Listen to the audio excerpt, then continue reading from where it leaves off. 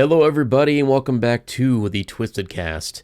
Today is a very special episode. We are, for the first time on this show, not talking about Twisted Metal, but instead, we're going to be talking about another car combat game, which I would have to say is probably the most synonymous car combat game next to Twisted Metal, Vigilante 8. And yes, we will be having a separate episode on its sequel, Vigilante 8 Second Offense, so be on the lookout for that. But this one's going to be all about the first one. And we're going to start out just kind of talking about where we first got our hands on it and if we've ever played it in our lives. So for me, I did play it back in the day because I was a huge car combat fan in general. I was not, I was biased towards Twisted Metal, of course, because that was my favorite of them, but I definitely was not against any other car combat games. And I remember, I think it was at a video, like one of those video rental stores. It wasn't Blockbuster. It was kind of one of those one-off ones. And I got Vigilante 8, the second one actually, first at one of those video rental stores.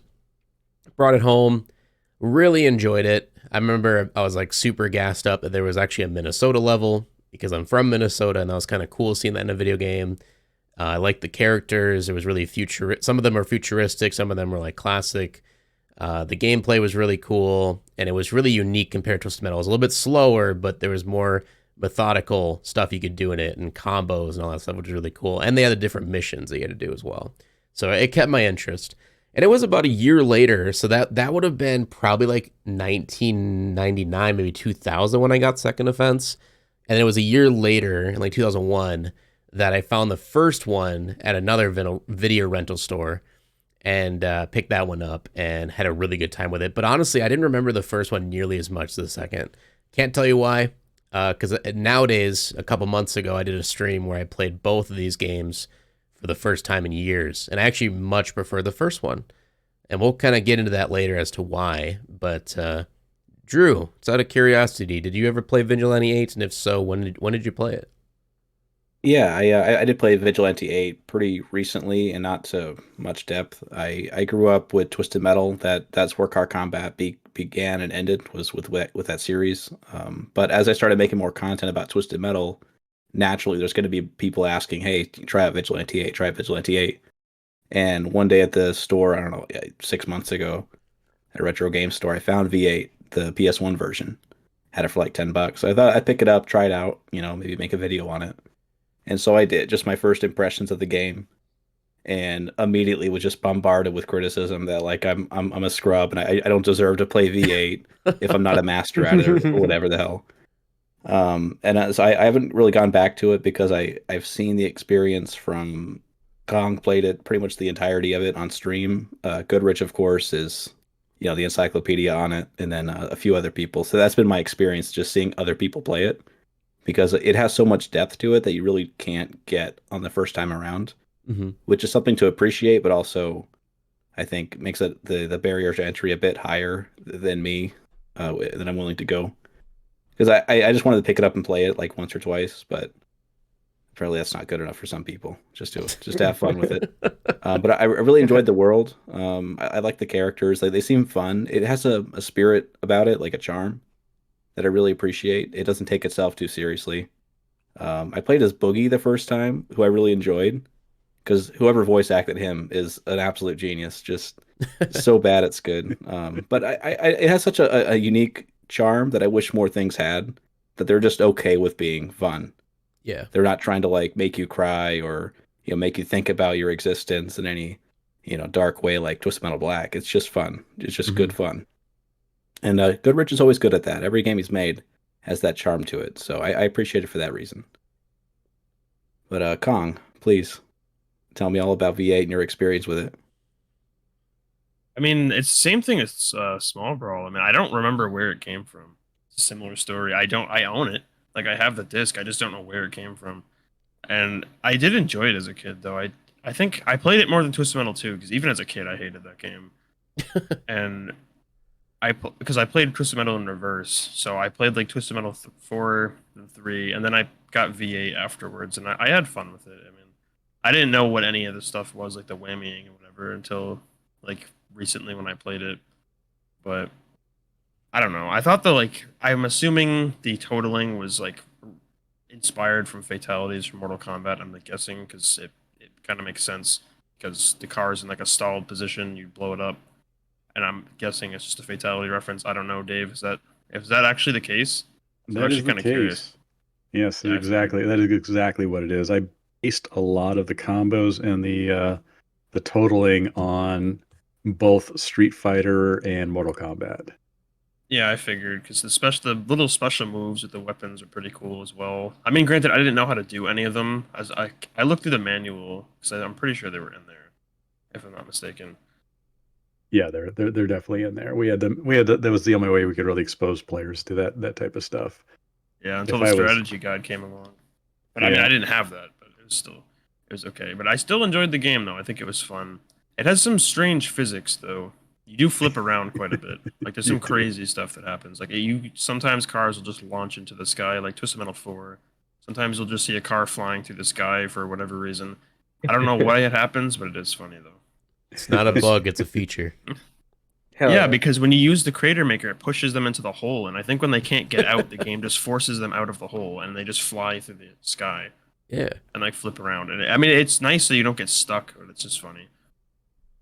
Yeah, I think there's something Adrian put in there that says if the wheels are below ground, give a ton of velocity to push them straight up to Mhm. get them out of that. Because if the wheels are below ground, that means the car is going underneath the world. So Yeah. in the crater maker, I think it just detects that and just says, "Nope, you're out of here." It just I mean, launches it you works into because orbit.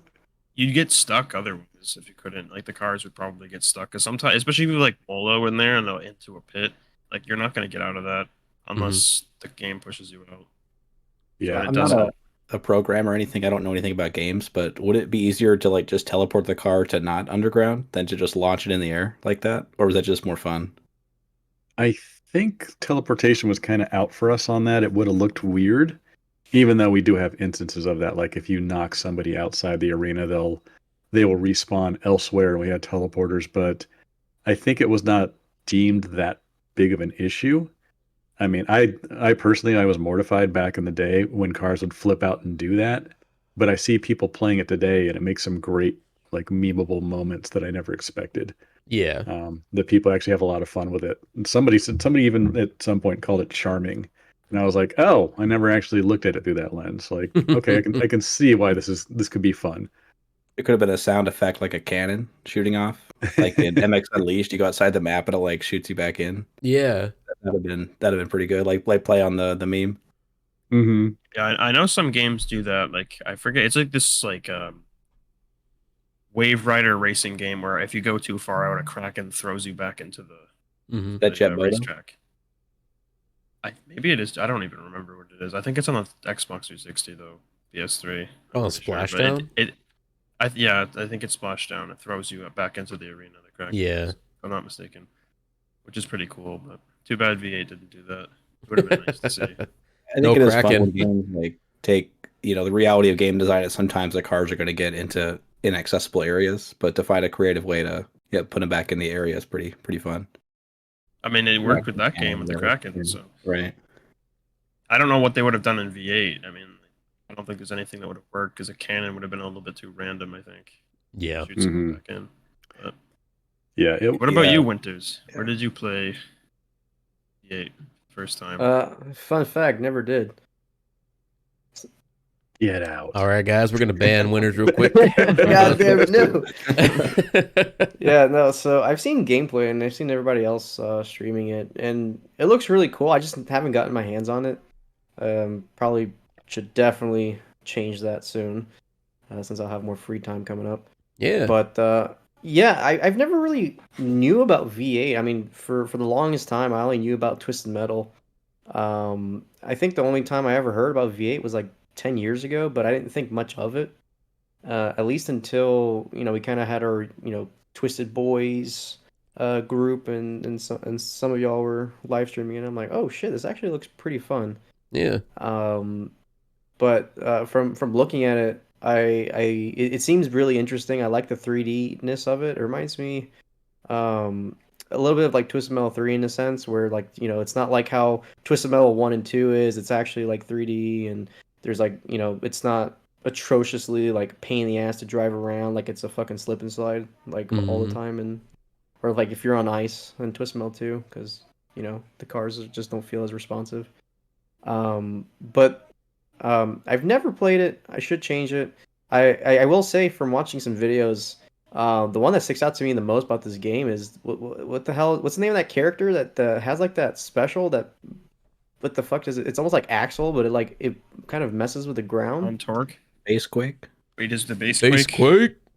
Yeah, Base Quake. Yeah, Is that he's is it John like Torque. Yeah. yeah, Name's yeah, John and okay, John Torque. Like shit like that. I'm like, oh fuck, hell yeah, like that seems pretty cool.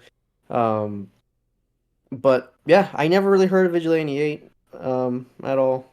Just sorry, sorry, Goodrich. I mean, same thing with Small Brawl. Like I was just like, I have Twisted Metal 4. I got Black. I don't need to play anything else. But I've kind of seen the light a little bit. I just need to find out how to get my hands on it. Probably need to search around the internet. Yeah. Yeah. But Yeah, I Avoid think V8 Arcade. Yeah. Stay away at all Yeah. costs. You don't go to V8 that. Arcade is not a. That's something. I don't It's know. not a true remaster. It's ass. It's an ass master. would it be better to like emulate just straight up like the old game? Yeah, that's I mean, how if you I emulate do it, you can make it run at 60 frames a second. So yeah, Mhm. Oh, does it support it? Yeah. yeah. If you overclock get the the game, it does. It Oh, really shit, it that's runs pretty really cool. great. When you same with the second game. Mhm. So Yeah, like- overclocking it will make it run really smooth. Yeah, because like looking at the game, because mostly I've seen like PS2 footage for some like videos out there, but this game really pops if you're able to upscale the resolution. Like, Yeah. it looks really Oh, really yeah. nice. I like the scale of the levels, but I don't want to go too much in depth because I know we're gonna talk more about all that. But let's see here. Is it Goodrich? Is that your turn? Bitch. Think I think so. it is my turn. Yeah, you're the last one up. All right, Goodrich, take it away. When was the first time I played this game? The first time I played this Oh, was when God. I was interviewing with Luxoflux back, I think, late 97, maybe early 98. I actually, Activision approached me for a job on Battlezone, and I did really good in the interview, but they apparently filled that position. So they liked me so much, they recommend I go over to the Luxoflux team. So I went over there to interview with those guys, and I walk in there, and it is basically an office the size of my garage, if not a little smaller, with 3 other dudes sitting in there. And it's the 2 owners and then the art director. And I was just like, oh no, it's a startup. There's no way this company's going to last. It's just like, I had like this bad feeling, like here I am interviewing for a doomed company because I worked in larger companies up to that point. Yeah. But when they started showing me Vigilante 8, I was just like, wow, this is groundbreaking. Like, I remember seeing like the oil spheres rolling down and the oil field levels, or John Torque's special, which did all terrain deformation. hmm So I ended up getting a lot of hands on there. And that was the first time I played Vigilante 8. And then it impressed me so much compared to what other games I've seen on PlayStation 1 that I ended up joining the team. Heck yeah. Nice. And with that, out of curiosity, with that very early build that you played there, was there any like, what's the word I'm trying to think of? Like textures or anything at that point? Like, was there character designs, or was Yes. that all when you came in later? No, a lot of that was there. Oh wow. A lot of that was there. So everything was textured. Most of the levels were built at that point. I was basically brought in to do all the destruction across the entire game Ooh. because they just didn't have time for that. Yeah. But when I came on, a lot of the characters were i76 characters because Oh. this was the i76 console port over to PlayStation 1. But because the game couldn't handle such massive environments, though the PlayStation 1, that i76 could on PC, the arenas became, or the levels became smaller, like small arenas. Mhm. The action was much more tightly packed. Things like that, which I'll talk about a little bit later, about how this PC port of i76 became more like Twisted Metal simply because of the PlayStation 1 limitations. But we were never trying to copy Twisted Metal. In fact, no one on the team had played Twisted Metal except for me. That's right. Oh wow. Yeah, they a lot of them were not gamers. And Peter, who was kind of the head of the company, had this philosophy of not playing um, other games that were competition for what he was working on because he never wanted to be accused of copying somebody. And probably didn't want that bias either of like, Yeah, Yeah. so I but get that. but yeah, when I joined, like there was all different kinds of textures. Like Sheila had kind of like a Japanese kind of design to her little buggy. We had Jade Champion in there, which was Houston, and Mhm. Houston's car was orange, and it had the old I-76 character for that. John Torque, one of his early damage states, actually had blood streaming out the sides of his Oh, car with bullet holes. Like if Jeez. you shot his car, you would see blood, but they got rid of that, obviously. that would have been cool. And John Torque is Taurus from I-76, and Convoy is oh gosh, Groove, is it Groove Champion? I think that was his name from I-76 too. So a lot of this stuff, you could see the influences of what this game was going to be initially, but I think Peter and the guys realized that as the game was being developed, it was because of the PlayStation 1 limitations, it was starting to get very far removed from I-76. Sure. So he they had kind of like it was either him or Activision brought up the subject of let's not make this an I-76 port. It's actually a lot of fun, plays completely differently. Let's make it its own identity. And once that happened, that's when we started creating our own characters and retexturing the cars and changing the mechanics and things like that for this game. So wait, well, I said I-76 was like a driving simulator game, right? Because I've seen like little snippets of gameplay of it, and it seems to be Yeah. more like realistic driving instead of an arcade game. Yeah, it was exactly. It was really large environments, very simple polygonal graphics, and you would get these missions and you would drive across long expanses and then run into some car combat. But because the levels were so big, um, you would just be driving in very huge circles and then coming back and firing your machine guns. And it had a lot of the weapons and stuff that you see in V8, but it's kind of like I know Nick talks about this and you too. Vigilante 8 Arcade. If the levels are too large, the action is very sparse in there. Yeah. And that's kind of what I-76 was, but it was not meant to be this, high combat, high action game. It was kind of like a road trip with guns. Yeah, so lots to of people speak. tell me they love it. Like the people who love cars usually like that game because they went for more of like realistic driving, I Yeah. think. Mhm. So if I remember, like you actually like shift the gears and stuff of the car, and it doesn't, obviously in V8 you don't have to worry about that. Yeah, that's one I have to play. I have not played that in years. I think Yeah. also the more damage your car took in certain areas, it would change the driving of your car, which sounds terrible to me, but apparently people liked it. Like if you took a lot of damage in your front left, you'd pull to that side as you're trying to drive, It's which cool if you like realism, but if you like the arcadey stuff, then it's not going to be very fun. exactly. Right. Yeah, Vigilante 8, like I remember the biggest thing to me that kind of made me come back to it, even though I still had Twisted Metal, I still had all those growing up. And I've heard people say like, "Oh, Vigilante 8 is just a rip off of TM. Like, why play that when you have the GOAT? You have the TM." But it's not a rip off. Like, yes, it's obviously a car combat game, but it feels so much different in the sense that, kind of like you stated, David, like it definitely feels more like you guys went in tune with that kind of fighting style in cars compared to Twisted Metal, where I know like David Jaffe and those guys, they tried to implement that with in TM2 with the what do you call them, like the special abilities that you type in on the D-pad to do like freeze missiles and mines, whatever.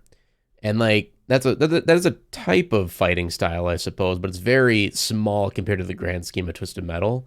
Where in Vigilante 8, until recently, like as a kid, at least I don't remember knowing about whammies or knew how they worked properly. And it wasn't until recently when I played it on stream that like from you and a couple other people getting tips and tricks on like, oh, you do this to do a special ability to get boost to come out of the back of your car and you can go off jumps now. And I was able to access like a whole part of the level that you wouldn't be able to access normally. unless you figure that out. And then there was like the one you can do with the mortar. I don't know the name of the actual weapon, but it's the mortar that shoots up and it comes down, and you can do a special ability that makes it twice as strong and creates craters in the ground that can do a massive amount of damage. And there's stuff like that where you really, unless you read the manual as a kid or if you just really played the game a ton until you figured it out, there's a lot of depth involved with the combos and stuff in Vigilante 8 that you don't get with TM. And I really have to appreciate and respect that because, like Drew said, it's some people it can be kind of a turnoff because they don't want to take the time to learn those combos and the depth of the game. But I think for most people, it's more of a, ooh, wait, this is cool. I can learn this now. Like this, it's like an ever growing. Like what can I do now? What can I do to get better? And it's like easy to pick up, but it's really tough to master. Yeah, it changes the function it. too. Yeah, it's cool. that Twisted Metal, I think it wants you to have so much action up front all at once. Like it's, I don't want to call it shallow, but it's more immediate, I guess, the experience. Yeah. Where V8, it's willing to, I don't know, be patient with how good it is. Yeah. It's not gonna, give it all you want. It's not like eating a bag of chips, right? It wants to be a nice, 3-course meal. But like, there's so many weapons in Twisted Metal that you just pick it up and you use it. There's very little utility outside of the one thing the weapon does. But in V8, every weapon has like 3 or 4 different things it can do. And so I think it does make the calculus in your mind a bit different with how you pick things up, how you can whammy, which really cool. If you're well versed, but for the first time you're like, this is dumb. I can only shoot the one cannon. I have my machine guns. Like it feels like it's basic, but there's so much under the surface.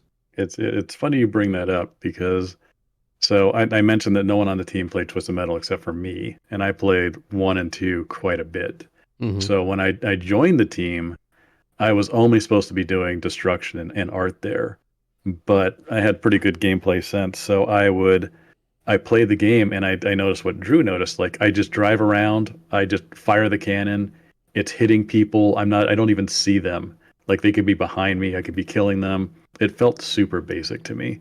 So that's when I started to kind of champion this whole idea of like, we could have combos that do extra damage or have some type of utility to them, or that do something interesting to add these kind of layers onto it. And that didn't happen until probably halfway through the game, or sorry, halfway through the development cycle. So the fact that it feels tacked on is that it was like, it was not initially there. So, I mean, I give props to Adrian and Peter for letting this junior designer come in junior artist come in and then start designing the combat systems for their games. And they were super receptive to it. So I wrote up the whole scheme of like, here's all the combos, here's what they're going to do. And then, presented that to the group, and Adrian was able to knock these things out really fast. It was really impressive that, not only was he writing the entire V8 engine by himself and all the PlayStation libraries, but he was also doing all the gameplay programming too, on top of it. Like we had one single programmer for the entire first V8 series, which was really cool. He also did all the N64 stuff too. Wrote that completely from scratch by himself, but we can talk about that in a minute. So yes, I built out the whole combo system. That worked well, and then I also got to build out the whammy system and the totals that we mentioned earlier. Yeah. And this is like one of my favorite stories is I remember driving around with Sheila and I'm fighting Molo in the oil fields, and I unload all my weapons on him. Like I completely empty out all the ammo, and you can't even see his health on his bar anymore. Like he is dead. And he rolls over and gets a shield, and then he drives up and gets a wrench, and the battle continued. And I was just like, this sucks. This is going to go on forever. So I kind of, in my mind, thought, how would that have killed him? And it should have killed him. And that's when I kind of got the idea for the whammy system, where if you can hit a car with 2 different weapons with, I think, a half second of each other, it will start to add a damage multiplier. So times 1 is actually times 2 damage, times 3 is times 3 or 4 damage, and it builds up from there to, it's infinite actually, depending on how many hits you can get in there. Jeez. So those systems were actually born out of me playtesting the game a lot while I was testing all the destruction I was putting in, but also in response to Twisted Metal had more depth to their combat system, and I knew what we had was really basic.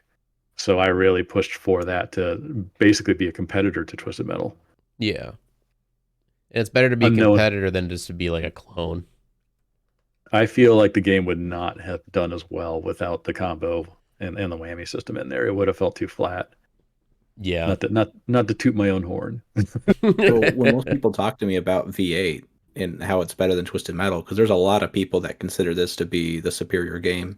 Yeah. Most of the time, they speak about the combat and how satisfying it is to do whammies and combos, like how much depth there is to it. That's like the number one thing I hear. Mm-hmm.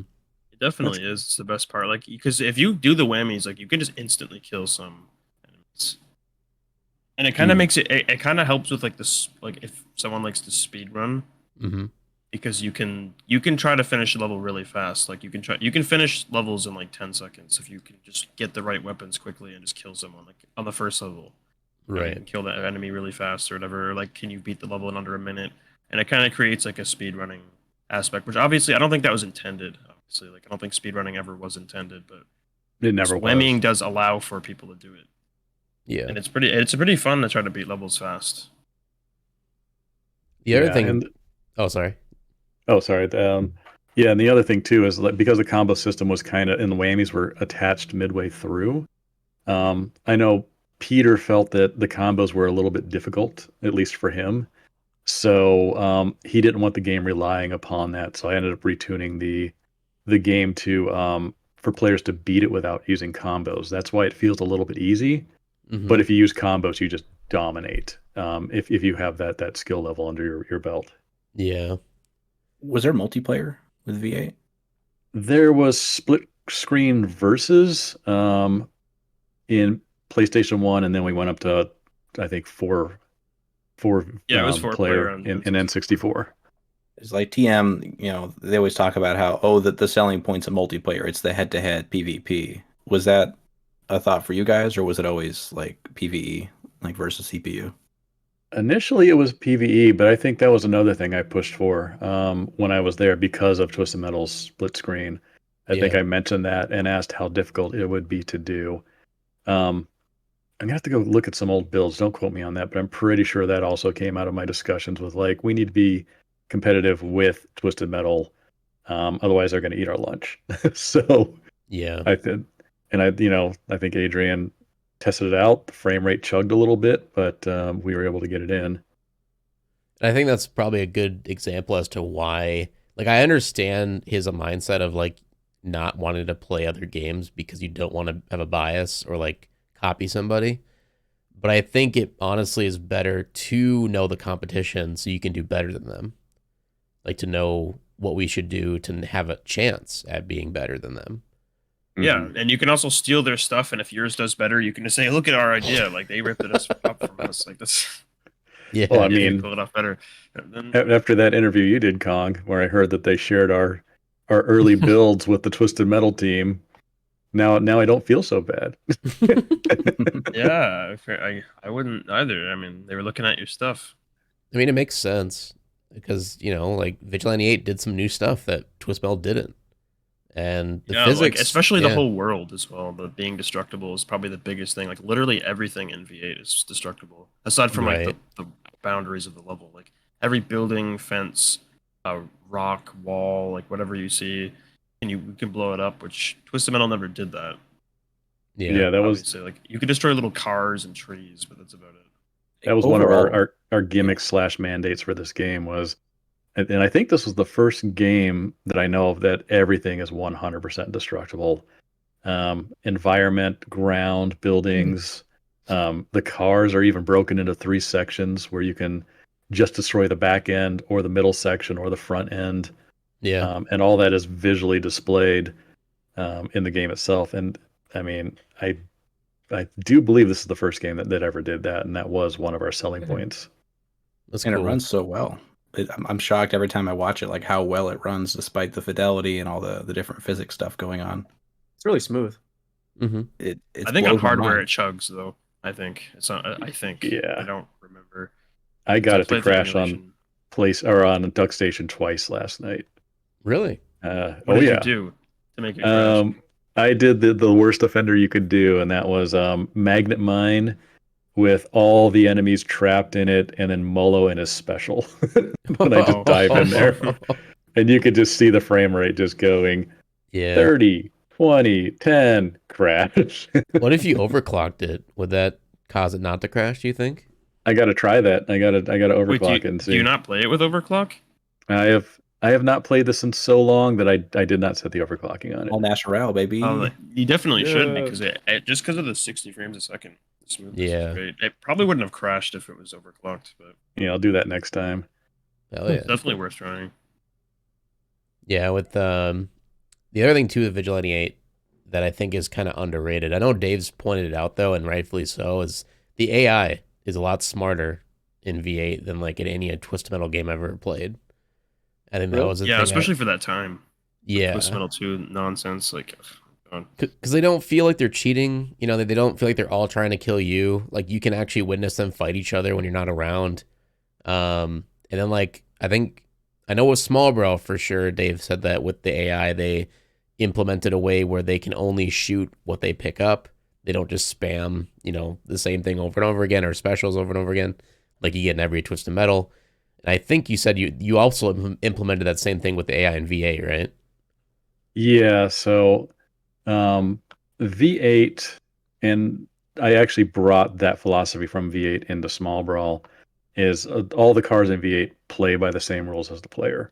Mm-hmm. If it is like a boss on that level, I mean, and I use boss with quotes very loosely, it will come in with preloaded stuff and also the quest lines, but they don't have infinite anything. If they run out, they got to go find it. If they get low on health, they have to go look for health. Yeah. And they'll pick up power-ups on the way if they can.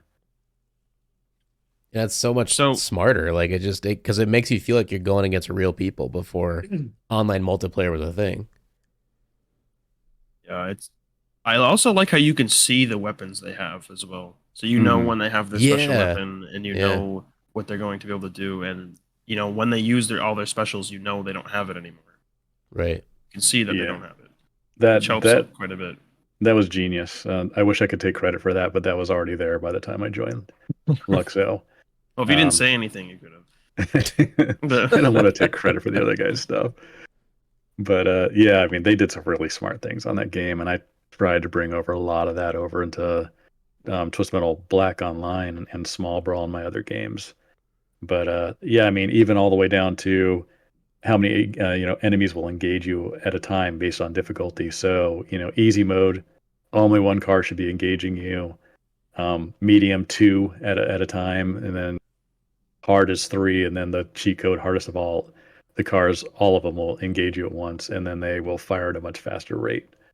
But I found out that may have not been the best idea, because if you're playing the hardest cheat and their fire rate, like they're firing more often, they run out of weapons, and then they just sit there circling looking for weapons. You should if have you can named that survive- cheat code single track mode. That's how it feels sometimes in Twisted Metal, man. It's like it's not a contest because everyone hates you. They don't fight each other. It's just against you. Yeah, I So- mean, they still like even in the games where they fight each other, like in Twisted Metal 3 and whatnot. They prioritize you when you're around. So. Yeah. hmm Which is It's like usually- how it should be. Like I don't feel like them not attacking each other at all is a good idea. Mm-hmm. I guess, can I ask you guys what your favorite character is? Character and vehicle? Slick Clyde. Slick Clyde. So Clyde's pretty broken. I don't know. I kind of like He's pretty Molo. broken. I do. Molo's overpowered too, but like Molo's Yeah. really fucking the school bus.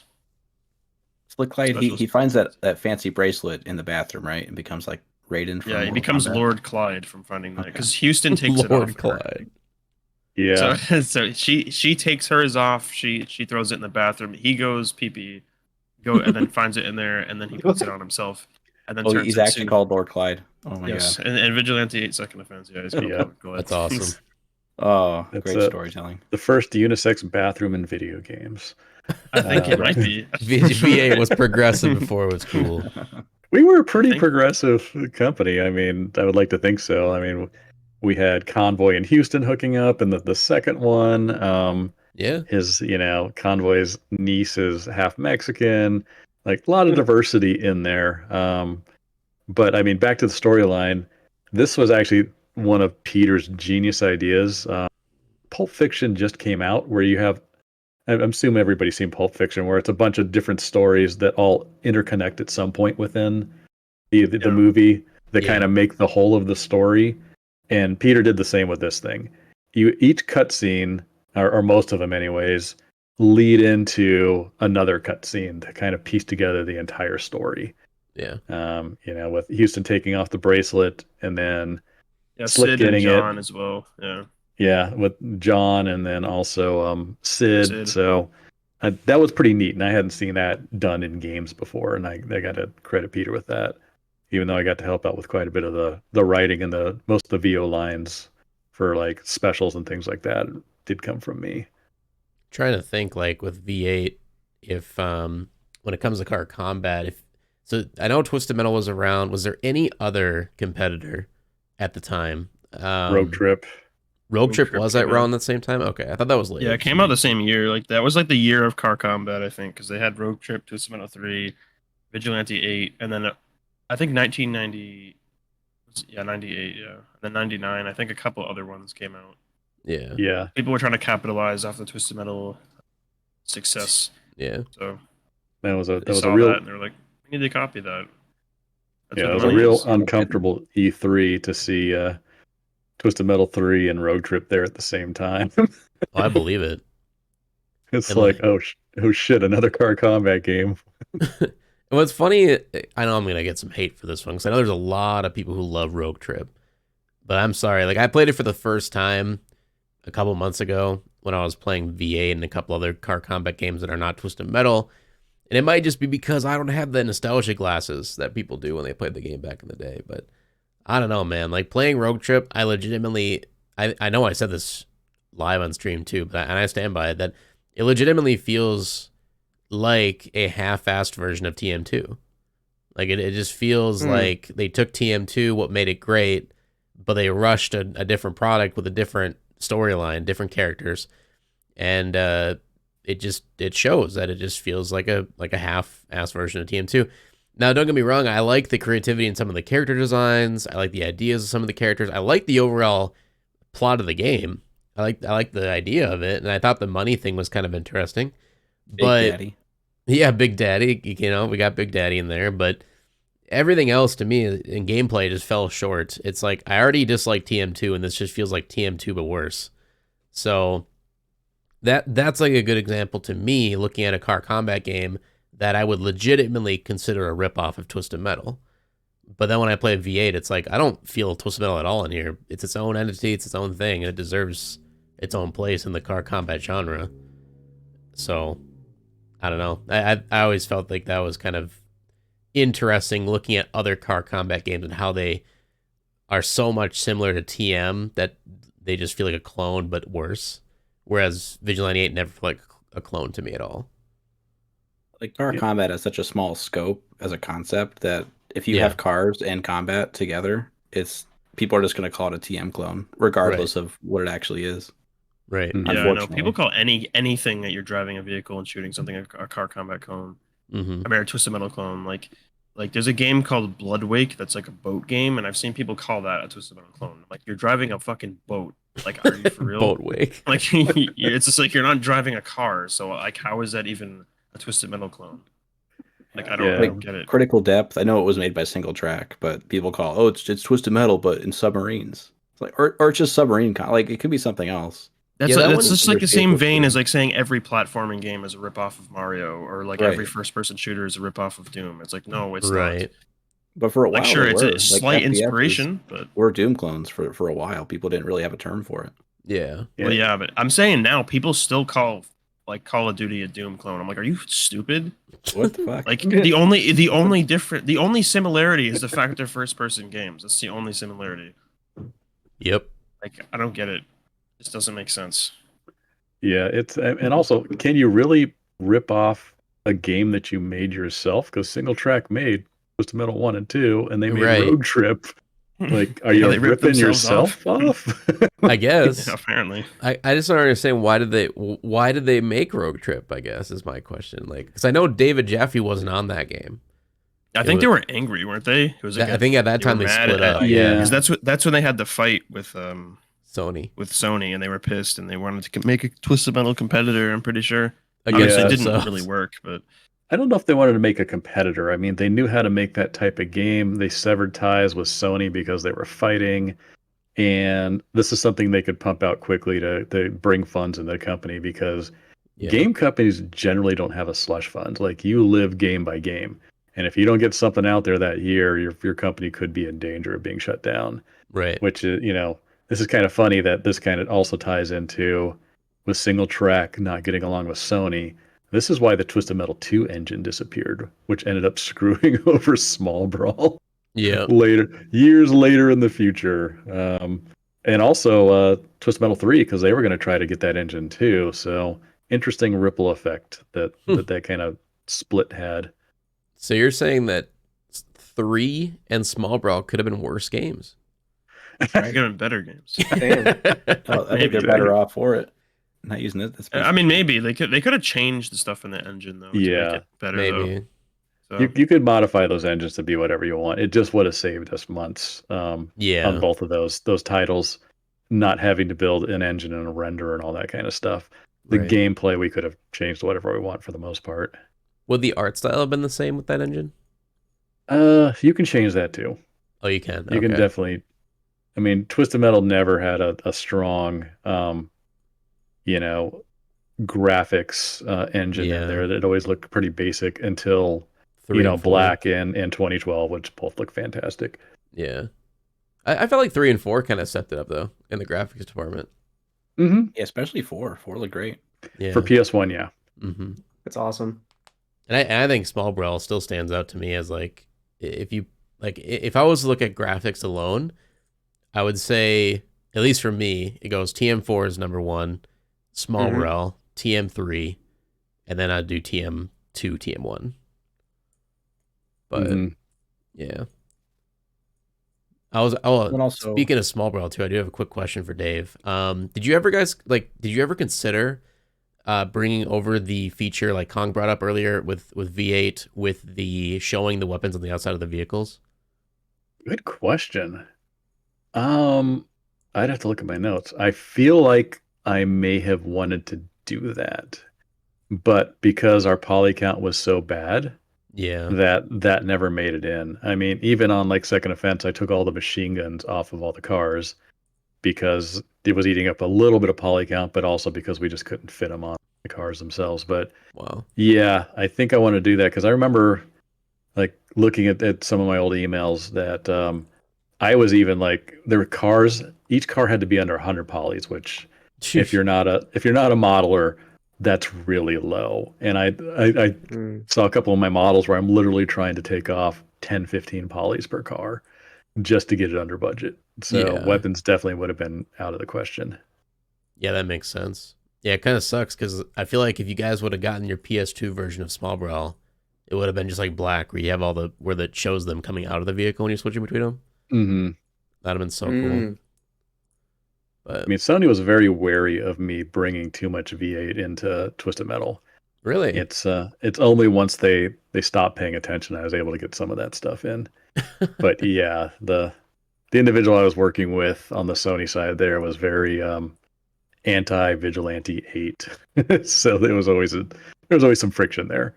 I wonder why. Do you think just because of the competition, or because I would like, obviously I don't know what it's like to own a business in certain situations like that, but I feel like if I was Sony and I was getting somebody who was, the lead developer or lead designer of this previously pretty successful game series that was a competitor to mine, wouldn't I want them to bring over certain aspects that was good about those games to my game? Because now I have them. I think he was blindly team Twisted Metal. So I mean, That's my only guess there is because every time I tried stuff like that, he would be like, "That's not Twisted Metal.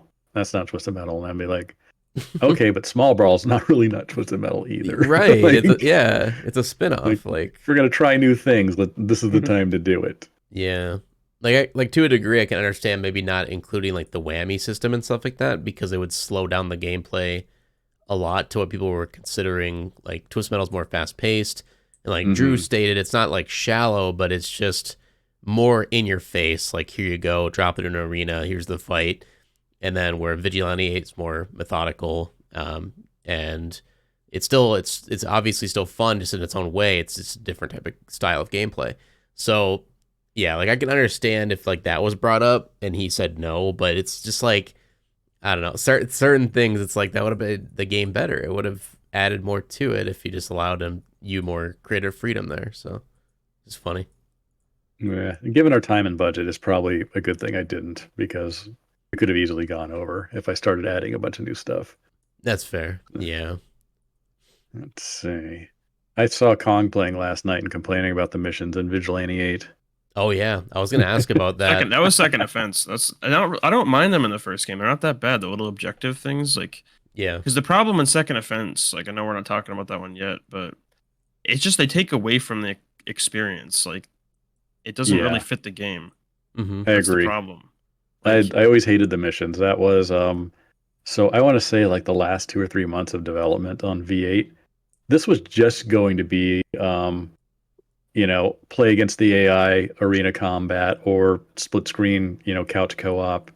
But Activision, they like putting taglines on the front of CDs saying like over 40 hours of gameplay and all this stuff. And when they play through the game, there's like, More gameplay. this is too short. So they asked that we extend the game somehow, and missions came up. And I think that was Peter's idea.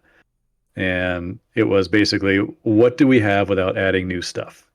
Well, we blow stuff up or we don't blow stuff up. Like, those are our two options. Yeah. And that's literally where the missions came from.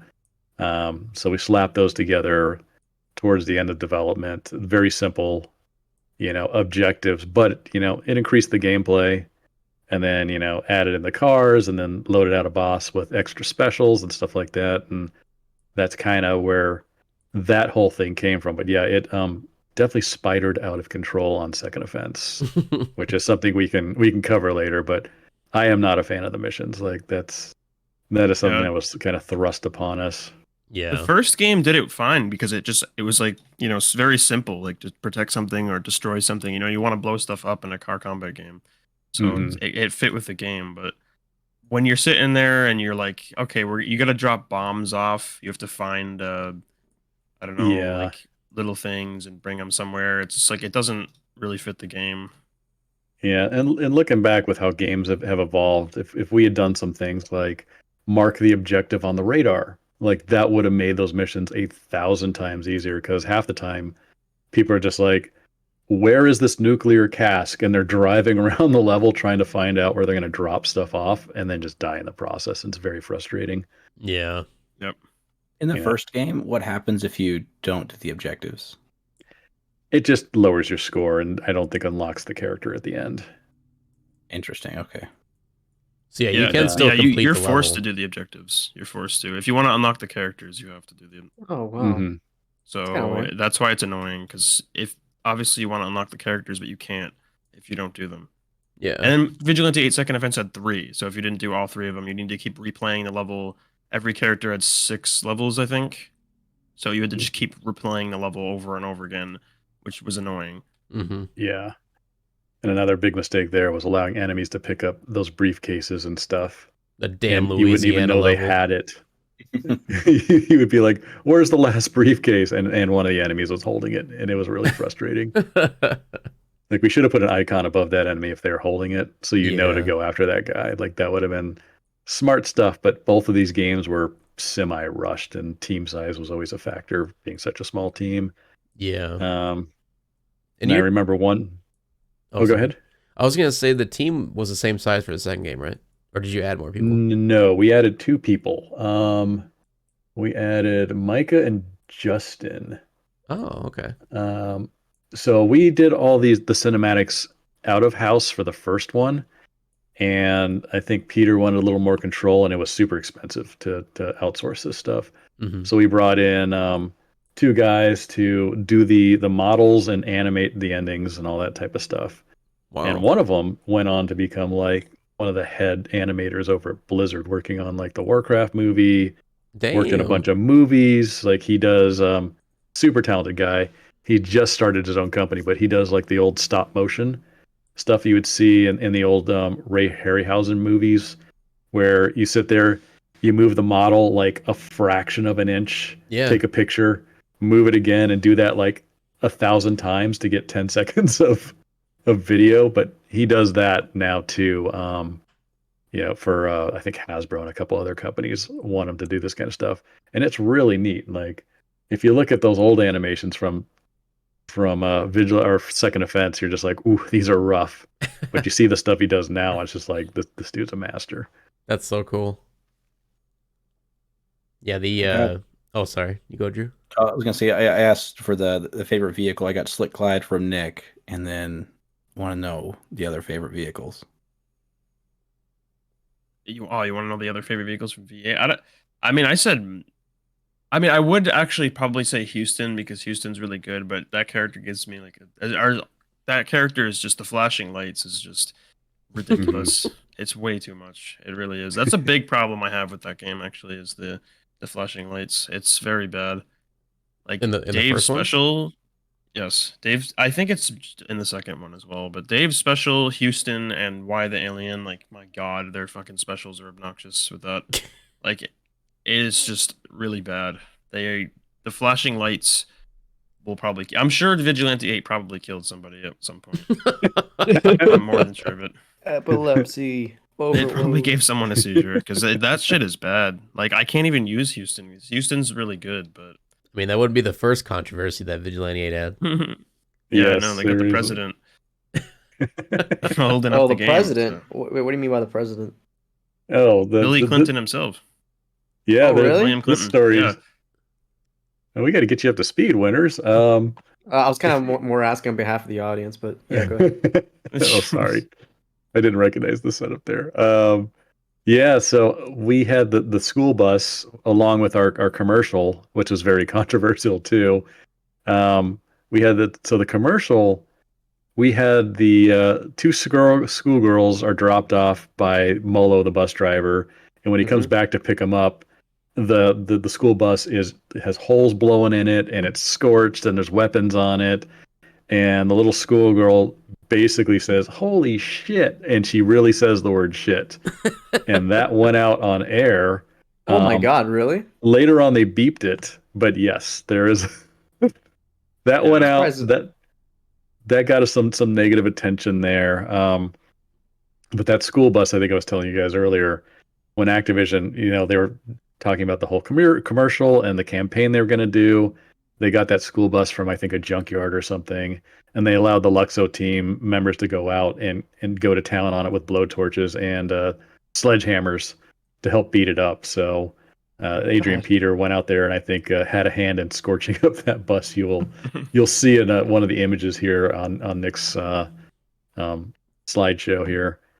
So there was that controversy, and then unfortunately there was the Columbine shooting, and Bill Clinton went on to address the nation, and oh my god, I can't even believe this happened. He's talking about video games are the cause of violence, and this is the reason Columbine happened, and he shows up a magazine ad of Vigilante 8. Oh wow! And on national TV, and Activision basically had a shit. I believe it over this. Holy hell! There's your That's wild. What did you think of the? What did you think at the time? Like, what was your reaction to it? It was so out of left field. I mean, obviously it's a tragedy and it's really sad. And I felt bad. I was just like, holy shit, like our game's being called out. There's a school bus on it. It was a school shooting. Yeah. This is awful. I thought it was the end of the company. Like when I saw that. Holy hell.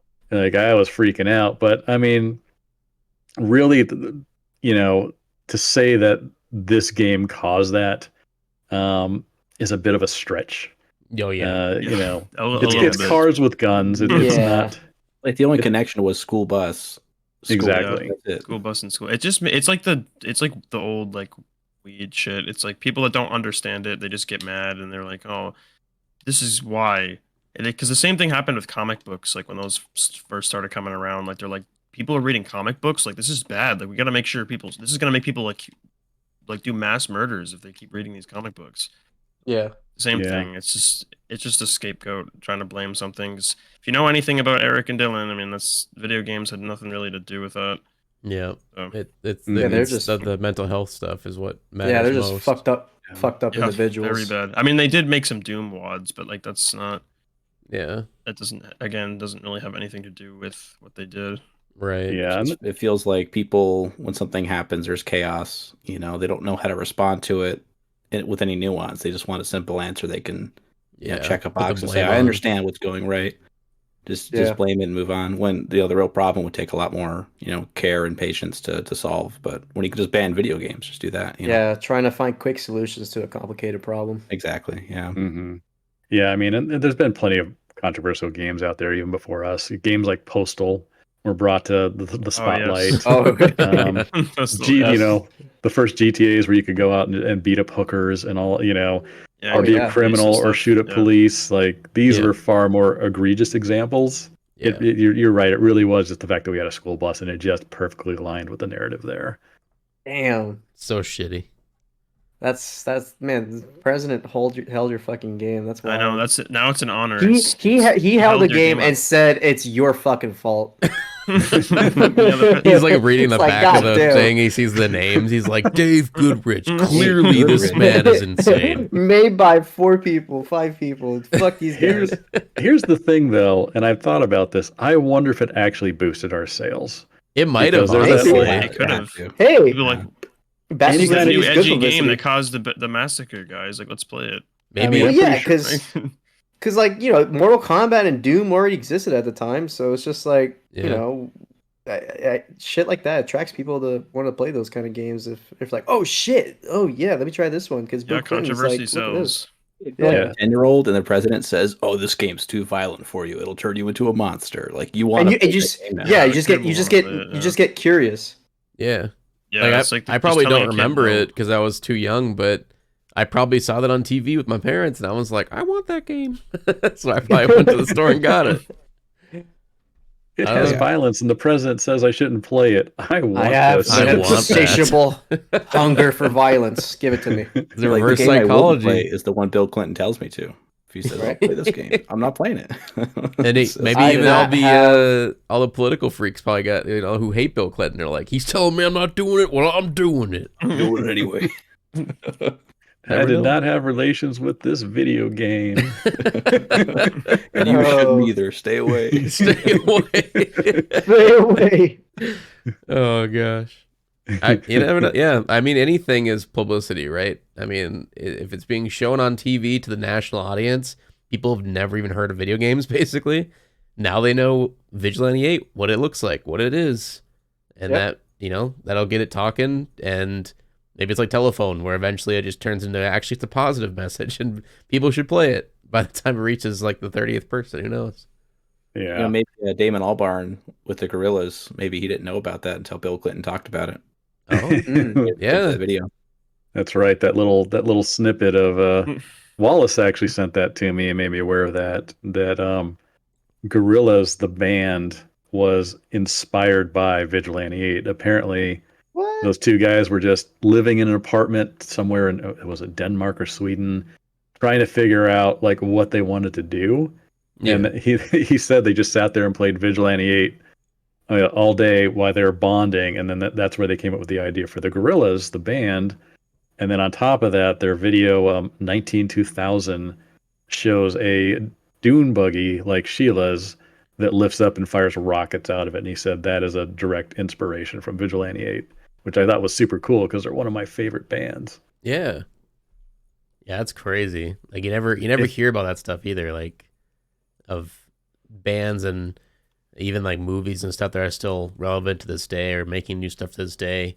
You never hear about them bringing up like old classics and stuff like gaming in gaming world, except like Mario, obviously, but like Yeah, it's just generic. Yeah. I know Yeah. Juice Yeah. World had an album. I forget what it was called, but he uses the iconography from Twisted Metal 4, that cover art.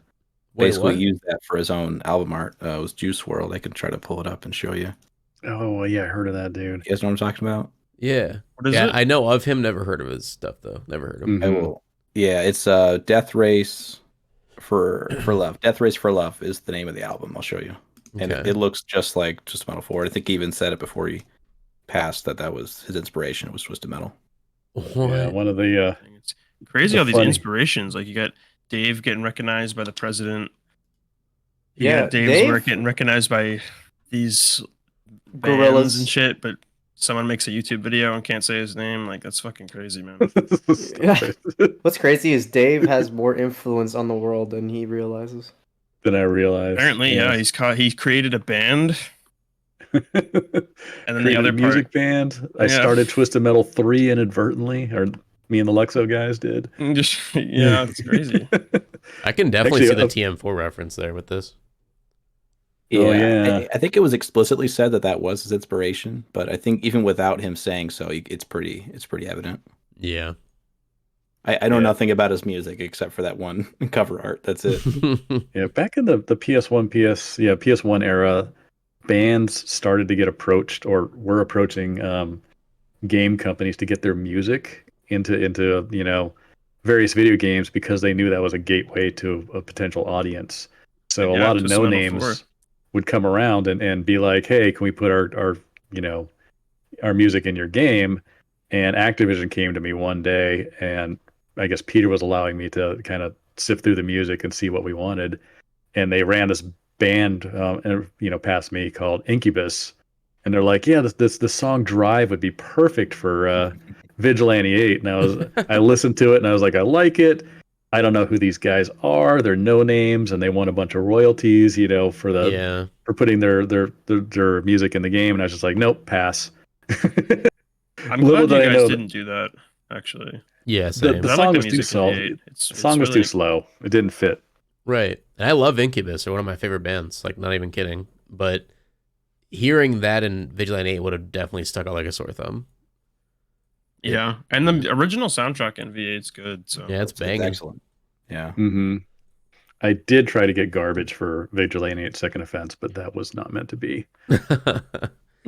I feel I think Second Offense, I could have maybe heard more like actual licensed songs.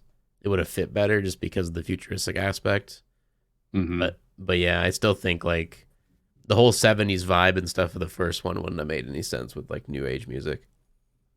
Yeah. Yeah, and I'm not surprised Activision was the one pushing it because Tony Hawk. I mean, I Oh, think yeah. half the appeal is the soundtrack alone, and that was Activision. Yep.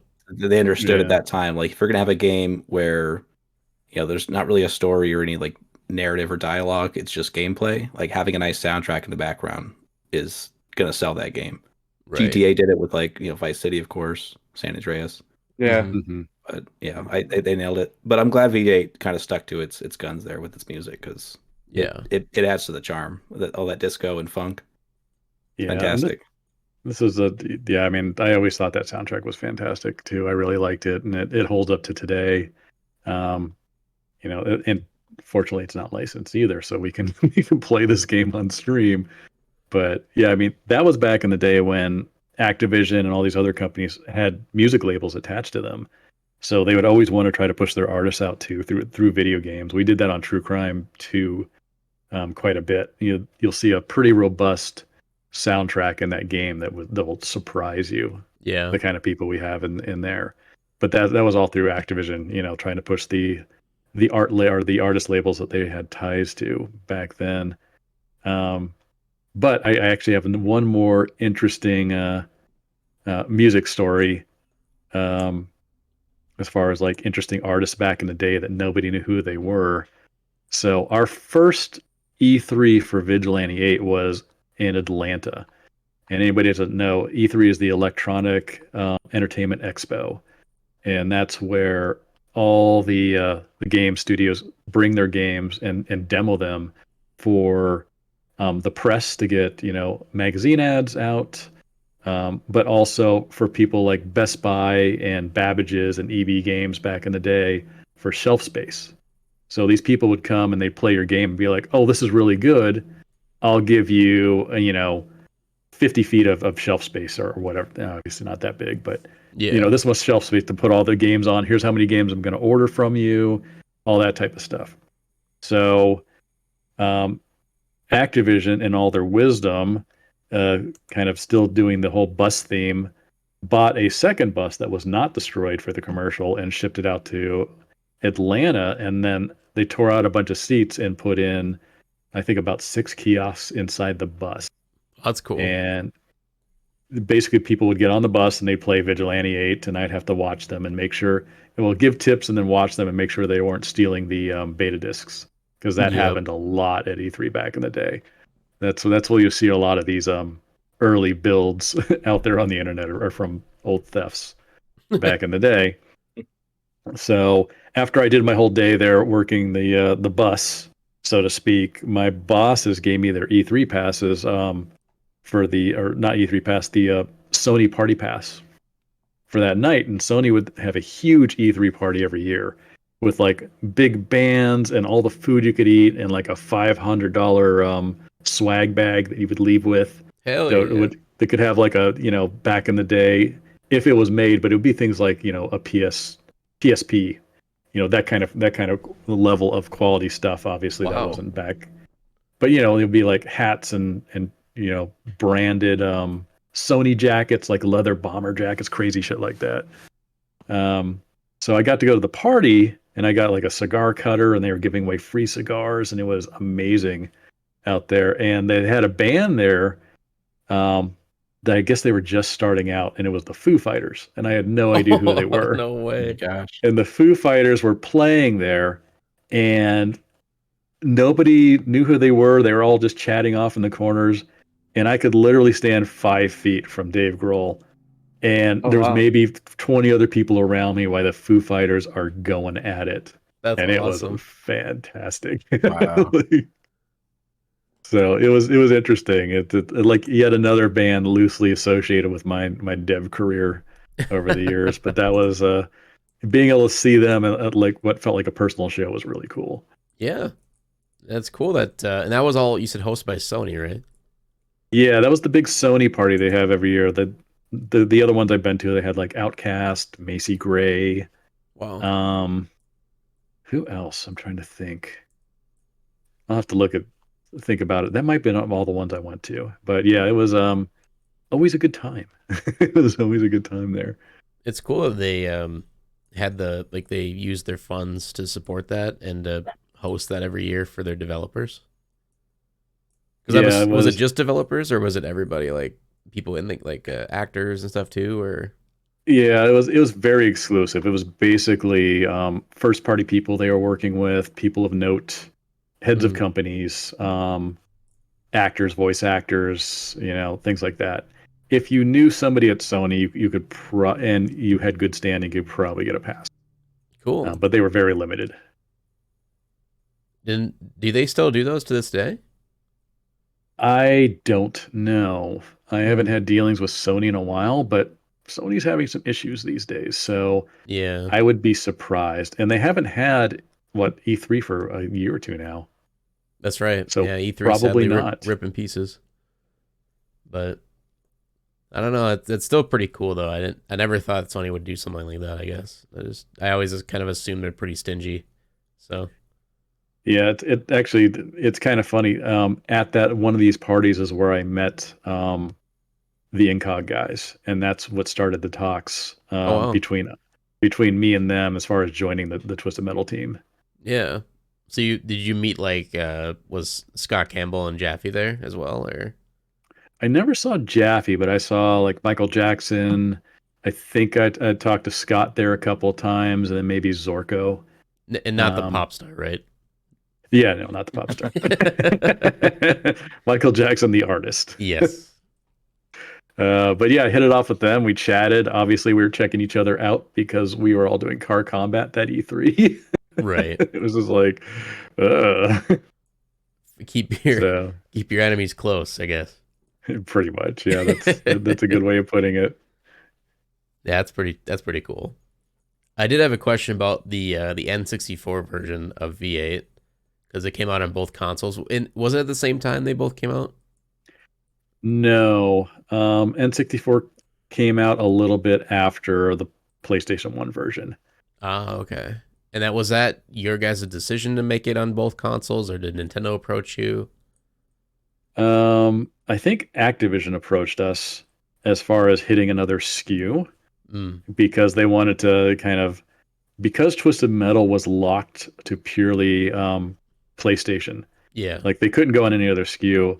Activision, however, didn't have those limitations, so they wanted to because I guess the first V8 was so well received and was selling pretty well, and it made greatest hits. So they were just like, we need to capitalize on this and right. get it out on as many SKUs as possible to make as much money as we can off of it. So we started making that game. As I mentioned earlier, Adrian, our only programmer, wrote the entire engine for N64, converted everything over, and then we had to go in and change a lot of the graphics.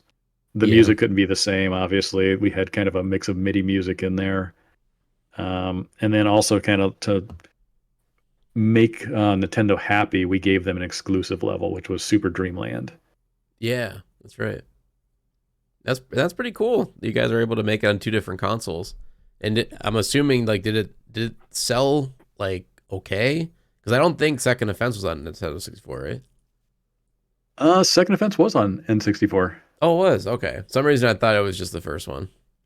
But Yeah, no, Yeah, it was it's also on Dreamcast as well. Mhm. Second oh, game. really? Yeah. Yeah, it was. I don't know how the N64 sold. I'm sure numbers are out there, but I know. I think total worldwide sales, all consoles included, I think we hit about 1.3, maybe 1.5 mil. Sweet. Congrats, man! Um, Wow. Yeah, Not that's Twisted huge. Metal numbers, but Hey, for a spread across the. five-man team, that's good. Well, and I saw earlier the Interstate 76 sales was like under 100,000 or something like that. It was like super low. Yeah. So to know that you made like the spiritual successor to that, like you evolved that franchise into something that can sell over 1 million. Mm-hmm. I think Mhm. that's something to be very proud of for sure. Mm-hmm. Yeah, and the N64 was because we could use a lot of the stuff from the PlayStation 1. We had a little more time with that particular product, so I got to fix a lot of bugs, added new modes in like endurance and the smear mode, which both of those ended up being in Twisted Metal series. I Yeah. guess they liked those so much that they added them. Because like the smear mode is just Manhunt from Twisted Metal Black Online. I brought that over into that. Yeah. We also got to add Y's missing ending to that because we had a little extra time. Because Y was just in the first PlayStation 1 game, he was also a last minute addition. And I think I was playing around on the secret base level, Yeah. and I saw the flying saucer in there that Jeremy made, and I was just like, this would be a cool character. And I mentioned it to Peter and Adrian, and then they thought it was a good idea, and Adrian whipped it up and threw that character together and gave it Houston special because we didn't have time to make a new special because it was such a last minute character and definitely not enough time to make an ending or a rendering of that character. Yeah. So that's how that came about, and that actually the hovering on Y in that game led to the hover attachments in Second Offense. Yeah, that's right. And just so I can remember, why was he only in the N64 version, or was he in both? He was in both PlayStation 1 and N64. He didn't have an ending in PlayStation 1. Oh, but he did in the So N64. yeah, because we had a little extra time to do that, and Peter wanted to get that done, so Yeah. we got that done. So basically the N64 actually is like the definitive edition, right? Like Yeah, it's more completed. Yeah. Yeah. That's It's more crazy. completed. It's more solid. The only thing I don't like about the N64 is the music is Yeah. not as good as PlayStation 1. And the graphics are a little bit muddier because we had to do a lot of tricks right. to fit all of that onto a cartridge. Like if you know anything about cartridges and CDs, like the cartridge for N64 had minuscule amount of memory. So a Yeah. lot of our textures we had to crunch down or remove them altogether. Like if you look at, Convoy or some of the other character or the bus that have flat colors on them, there's actually no texture there. We just colored the polys on there to match the textures around it, Wow, so that we could cut out a bunch of textures. that's crazy. And like the other thing too, when it comes to converting it over to the other console, I wonder if is it possible. Well, I guess I was trying to think like with all these modders coming out these days with modding, Twist Metal 3 and 4. I wonder if it'd be possible for somebody to mod V8 to add in those added, like the added level and the added game modes from the N64 version to mod it into the PS1 version. Yes, they definitely could. As a matter of fact, I have seen a couple of Unity projects out there that have done just that. Wow. We'll see. We'll see what happens with them, or if Activision wants to go after them for that. But I haven't played a version where you can play Second Offense online with a bunch of other people. Yeah. With a lot more cars, and they even upped some of the whammies based on some of my old notes. Wow. So like Houston was doing like times 27 whammies, or they were getting crazy stuff. Like one of my favorite things is two people were playing Houston, and they got a guy in between them, and they both tow hooked him and went separate directions. Oh no. Holy And crap! and just exploded him with like a times 30 whammy. It was so broken, but so much fun at the same time. That's so cool. And you're only gonna get stuff like that unless you have like very dedicated fans, like for a reason, like why people would be that attached to it. Yeah, that's nuts. Yeah, it's surprising there's still a fan base out there for Vigilante 8. Like I think about a year ago, maybe a little bit longer, I've been avoiding the internet for years and years. I'm just too busy working, and then I hear it's such a toxic environment. But just out of curiosity, I typed in Twisted Metal, and I saw Jaffe was streaming it. I was like, "What? There's an actual audience for this shit?" Yeah. And then I typed in V8, and I found a couple other communities over there. They're pretty small and slow these days, but there's probably 100 people that I know of that are still into the game. Yeah. Quite a bit, which was a shocker to me. So it's nice to see these old games being resurrected through emulation to a new audience, a new generation. Right. And hopefully it just continues to grow that. And I mean, shit, you never know. I mean, Activision's still around. They just got bought up by Microsoft now, but maybe with the success of the TV show of Twisted Metal, maybe instead of a new TM, we might get a new V8 coming out or something. They better not without calling me. That's what I'm saying. They got to call you up. But that's I need also to- another good reason why if coming back to the internet with making your own content and stuff now, you're getting your name out there. So maybe somebody who works Activision or worked at Sony or whatever might come across our videos or your videos or whoever's, and that could potentially open up a line to your name too. Yeah, it's possible. I know Activision's very protective of their IP, but in talks with friends over at Microsoft, I know Microsoft is much more agreeable to licensing out some of their stuff. So I'm hoping this acquisition might open up a possible discussion. Or Yeah. I just hit up Phil Spencer on Twitter and just say, hey, can I do this again real cheap? Give me it won't V8. cost you much. Yeah, I wonder how much it would you're already cost to working buy the on it, rights. but you won't admit it. You don't want to let the leak out. That's There you right. go. You want to keep it under wraps. I wish. I wonder if it would cost much, like to buy the rights to V8 from Activision. Like, how much would that be? No idea. No idea. I poked around that a little bit. If I had to guess, if they were ever going to let it go, they'd probably let it go for 50 to 100 grand would be my guess. Oh wow, Wow. $20. Take it or leave it. Take it or leave it. And they're not That's using it purely a anyways. guess. So Hey, what was the last Vigilante 8 anything? Was it arcade? It was arcade. yeah, it was arcade. Like I think that 15 was years ago? 2008. I think. Yeah. And that flopped, Yeah. right? Yes. Or I think. No, I they- think so. Did it Maybe succeed? maybe in comparison to the original games, but they made money. I had talks with them after that. They didn't make a ton, but they covered all their development costs and got some bonuses out of it. Okay. But I mean, it was a much bigger team than V8 1 or 2. Yeah, so the profitability was a little bit harder to reach there as far as like getting huge bonuses and stuff like they used to on True Crime. Yeah. And I'm sure you've answered this before, but I can't remember. Did you get a call about that? That they were making arcade? Like, did you get asked to work on it?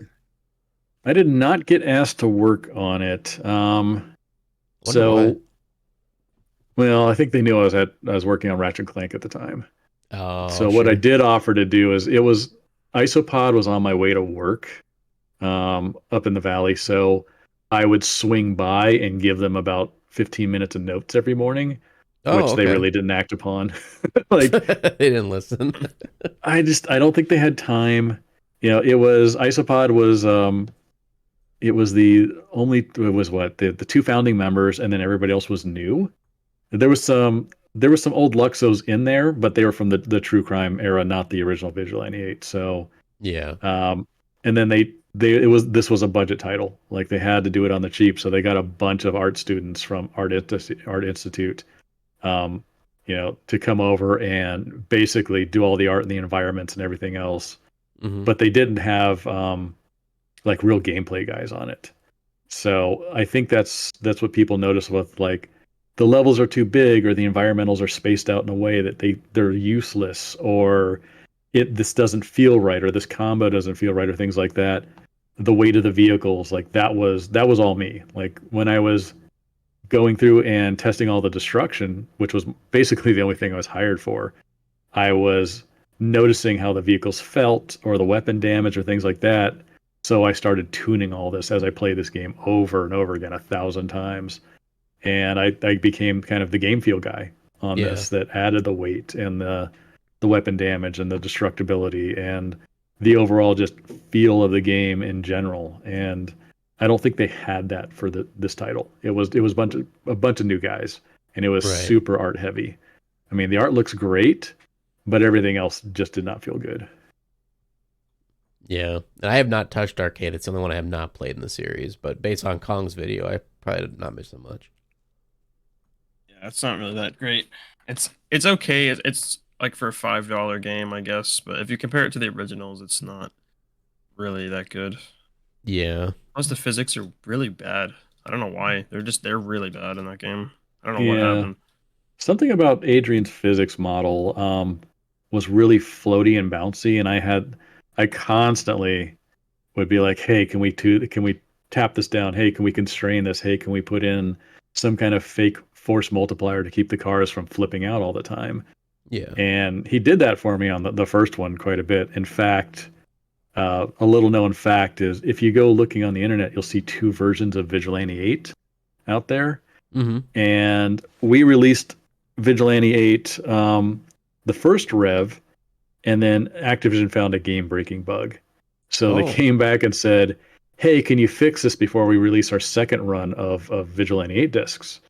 And we were only supposed to fix that bug and nothing else, because then it has to go back to QA, and that's a big no-no to change a bunch of stuff. And I kind of pressured Adrian to be like, "We don't get a second chance to do this. Can you go in and fix this physics? Can you turn down the cow puncher, because that's what's actually causing a lot of these issues?" Yeah. And we slipped in a bunch of bug fixes in there without Activision knowing, and that second disc went out. And that's why you'll Sweet. see two versions out there. But Activision What was the never knew. game-breaking bug? That was the real question. It was a crash bug. Mm. Like there was Oh, a wow. certain thing you did, they were seeing on a regular basis, and it crashed the game completely. So we put in that fix, but in the very first version, if you can grab that off emulation, the cow puncher's stronger, and Oh. it causes a lot of weird flip out bugs. But that was one of the things we tamped down. We also made the physics less floaty in the second version, just by a hair. Wait, what was the cow puncher? Cow puncher's the green cannon shot that if it hits you, it will send you Oh. flying. It's a crowd control. It was mainly meant for Sheila and Boogie to keep the big cars off of them. Yeah. Oh, yes, okay. I remember that one. That's I didn't really crazy use to it, think though. I like always that's used kind it. of the original version of fixing a patch. But obviously guess back so. then you didn't have downloads. You had to fucking Oh my god. ship out a You're whole right. new version. You're right. We were the first patch in games because no one else could do it. And Yeah, we your we influence did it when we continues, weren't Goodrich. supposed to. Yeah. Yeah, it was a patch update without telling anybody. You sure? And I'm gonna ask this again. Are you absolutely sure that same thing didn't happen with Smallborough, where like you guys didn't release like a version that was, because I think we talked about this before with Smallborough, where you said there was original versions of it where like for instance on the now slang level, the cart could do damage to people and you could shoot the trash cans and like weapons would come out, but like you guys took that out for different reasons, or there was 4 fire extinguishers instead of 1. But like, Yeah, I swear to I'm- God, I played that version as a kid. I don't know how or where, but I played that version. I don't know how either. I will confirm that, but I know that did not happen. There's not a second official release of Small Brawl out there. I can tell you that for sure. We only Okay. got one run because it didn't sell so well. So Yeah. all the stuff was pulled out before that disc went out. So unless you played like a released emulator version, Hmm. one of the beta builds, I don't see how you would have done that. But I have seen some beta builds out there. I saw someone with the original playing the original mini golf level that had the stepped pyramid in there instead of the smooth one we have now. Oh, So is there it's out gameplay of there. that on YouTube? Yeah. Yes, I'll have to there look it is. up. It was like Small Brawl Beta Differences, I think was the name of the YouTube. And I was like, oh shit. That's cool. So yeah, there was a stepped pyramid in there, like a Chichen Itza in Mexico. And it was really cool because you could drive to the top and then drop down onto one of the steps. Yeah. But the AI couldn't handle it and Trapper would get permanently stuck there. So we had to Mm. smooth that out a little bit. Trapper has enough problems with his pathing already. Yeah. So. That level needed to be much bigger for him. Yeah. In hindsight, I should have built a whole different section I teleported everybody to. Oh, there you go. Somebody found it. That would be pretty cool. Drew. The thumbnail shows the difference in the steps there. Yeah. Oh wow. Pretty wild. Yeah, it that's was that that person Grand Prix. I guess shout out to them. They did for each level. They did a difference between the beta and the final version. Wow. I'll Yeah, have to check I that might out have an after old the beta. podcast. Yeah, I that might have pyramid an would old have been a beta pain in the disc. butt. Yeah, I'll have to look if I can figure out how to get. I think I have an old beta disc of Small Brawl that might have those things you talked about, Nick. Cool. If I could figure out how to ever get that working, which I'm not a technical person, I'll have to post that. Yeah, it'd be sweet. I would love to check that out. Or I mean, you can even do like a you could do a live stream behind like a paywall thing, and we could all watch it. Oh, there you go. Yeah, everybody join my Patreon for all the cut Small Brawl content. Yes. Mainly because Um, we talked about that before with like Sony. They could crack down on that with NDA stuff, but it's one of those things. Like it's 20+ year old game. I don't know. Yeah, it's really muddy territory, and the fact that a lot of devs don't really understand the legalities around it. Mhm. And I think I've said this before. If it's a released game and it's this old, I don't think they're going to give a shit. I really don't. Yeah. It's only if you're releasing stuff out there for a game that hasn't released yet. That's when damage happens, and that's when publishers get really pissed off. But they Right. made their money on this, and I don't think they're ever going to make one again. So I don't think they would care that much. And it might be, a little boost, for any future Twisted Metal project if something like this was to get out there, because it might pull in some fans. Right. That's how I look at it too. So, yeah. Maybe even one day we could get Mr. Book to release those secret versions of TM3 and 4 as well. Yeah, there you He go. has those. He's got an early version of V8 as well. Yeah, he said that. Yeah. He might have the version with the I-76 characters on it. Oh, wow. Possibly. Though I doubt we would have been submitting those discs to Sony just yet for testing. I bet it's one of the much later versions. You want to get closer to release before you actually send that over to Sony to Yeah. soak test your games to make sure they don't fuck up on the PlayStation. Right. Cool. Oh, I wanted to circle back to the school bus Yeah. kerfuffle. Kerfluffle? Yeah, kerfluffle. Careful. So to Activision's credit, after getting called out, by Clinton and crew, and I was just like, oh god, this is the end of the company. We're screwed. If this is gonna be the first cancel culture in games ever. We're way ahead of the curve again. But Activision was just like, the game's a success. Everybody likes it. Don't panic. Just change the school bus to something else. Oh, Get rid of the school bus. And then to Peter's infinite wisdom, he liked the bus because we like the different kind of sizes of vehicles.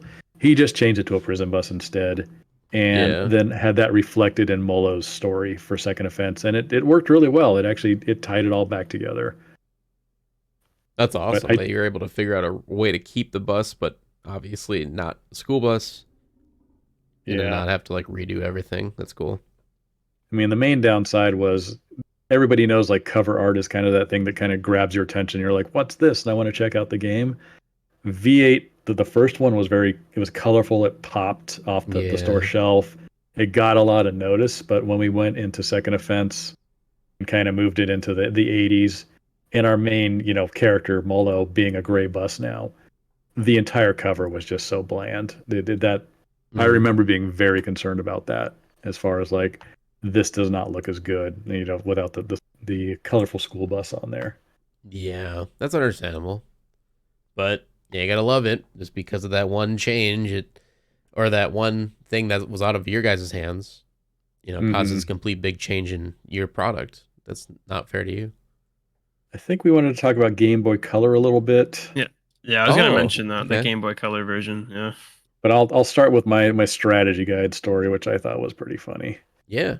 So there are some Prima strategy guides out there for Vigilante 8. And when I first got started in the game industry, I wrote a strategy guide for Treasures of the Deep, but the publishers didn't credit me on that. No. So when Prima came back around to make the Vigilante 8 strategy guide, I told Activision and my bosses, like, I will write all the tips and tricks and explain the whammy system and combos in it, but I want credit.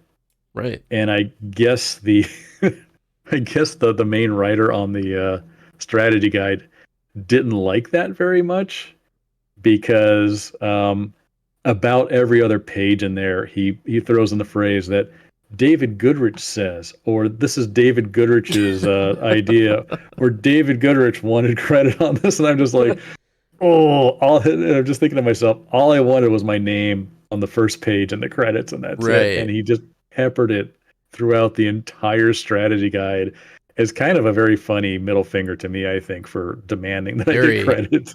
Yeah, very petty. I don't know. I look back on it and I laugh. It's definitive proof as to the systems that I made.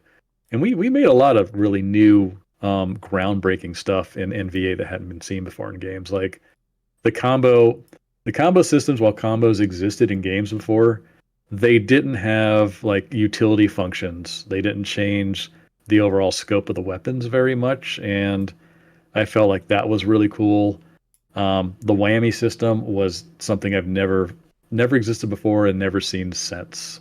Yeah, and that's probably one of my greatest design achievements for games in there, because it really overcomes the time to kill ratio. So if you are skilled with this, as Kong mentioned, you can delete someone with seconds instead of battles just going on forever. And I always thought, and you feel very rewarded for it. Yeah. Especially if you can get a total out of it on top of it.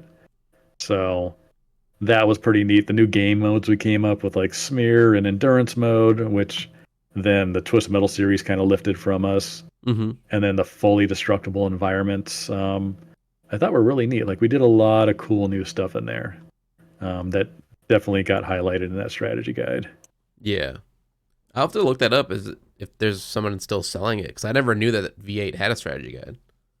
Yeah, the V8 1 and 2 both had strategy guides. They're rare now. Yeah. I saw a Second Offense strategy guide for $1,000 on Amazon. Holy hell. Yeah. Do you have a copy of them? I have a couple of copies. So I think I found out, this is kind of a funny story. I ordered one of those high price copies, not the $1,000 one. So it was $200, and I was like, holy shit, whatever. I don't see any more of these. So I order it, and apparently UPS says it was delivered to my door. and the poster, it had tracking on it. The Yeah. poster says it was delivered to my door, and I was like, it never came. So I go down there, I talk to them, and I'm like, hey, it says this was delivered. It's supposed to be this magazine, and she pulls up a bunch of data on it and looks at it, and she's like, this is not a magazine, and it was delivered to a different place in LA. Oh. And I'm like, what? And she goes, I think this is a drug ring that's What? using high-priced strategy guides to mail drugs around, because the guy reimbursed me on Amazon, Yeah. but the package was delivered to this other address, and the package was a small, like, soap box size package, and it was not a strategy guide. So then I see this exact same seller relist that on Amazon, not thinking anybody would have bid on it for $200, and now he raised it to $1,000 Jesus. because he doesn't want people to bid on it, or at least not legit people. Well, He wait, then wants how to- does that work then? Oh, so the person that's supposed to buy it is like the one wanting the drugs?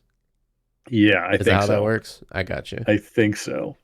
But I don't know if it was drugs for sure, but it was really suspicious. The lady, she wouldn't give me a lot of details, but she was just like, Wow. this looks like some kind of scam that's going on, because this is clearly not a magazine.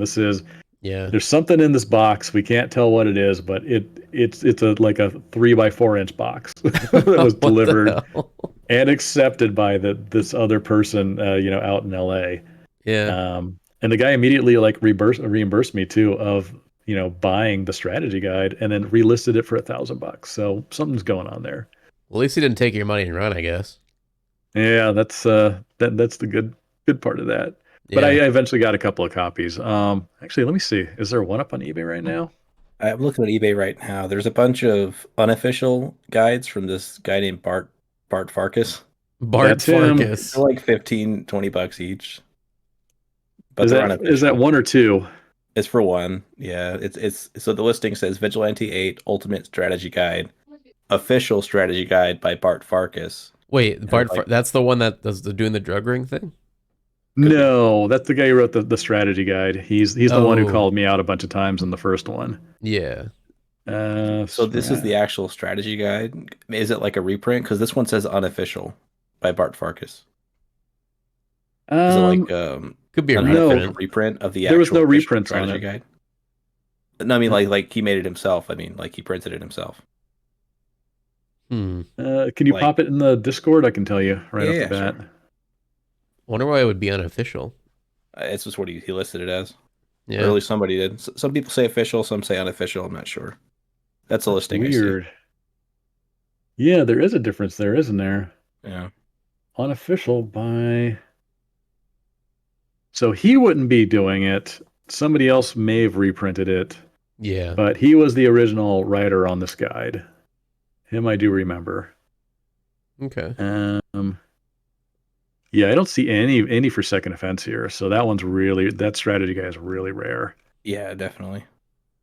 I reached out to Bart a while back to see if he had a copy of it because I couldn't find it. And he's like, no, I only got one of them. I'm not going to let it go. And I was like, okay, fair. That's fair. That's fair. I don't know what the difference is between the official and unofficial. Could be a typo. Maybe he just doesn't know what official means. I don't know. Could be It's got to be a illiterate. reprint. That's the only thing I can think of. It wasn't Yeah. stamped by Who would- Sony. Who would Right. want to reprint this? That's weird. Drug rings, man. Or, or just a fan of the series, you know. Papers that- are made out of cocaine. I, Just roll the I could see pages somebody and- saving it. Interesting. I got to look into that now. Now I'm really curious. Yeah. Yeah, but Vigilante 8 N64 Ultimate Strategy Guide by Bart. Yeah, that's the one. And there was a PS and an N64 version, I believe. Wow. Yeah, I did Okay. see the N64 version is a little bit more expensive. It's like $60. Yeah.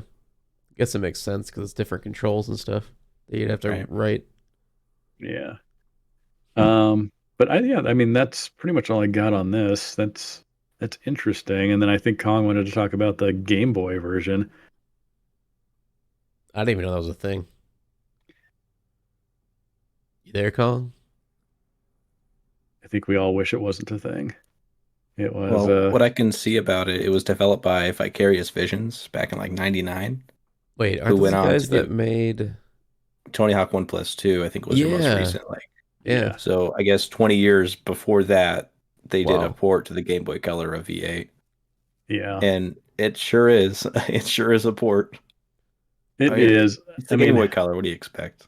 yeah, how are you going to translate V8 into that? But Right. yeah, Activision came to us asking if we would do the Game Boy version, and my bosses basically turned it down because we were full production, I think, on N64 at that point, and we just didn't have time. Like, I mean, as small as our team was, Hmm. we couldn't afford to take on a new project that was a completely new engine, a completely different art pipeline that we were used to, and then obviously a SKU that was not going to make us any money. So Right. we were just, I think we passed and then gave them our blessing and let them, give it over to Vicarious Visions instead to make that What was your product. input like? Did you like consult with them, or they just kind of looked at your project and made their own version?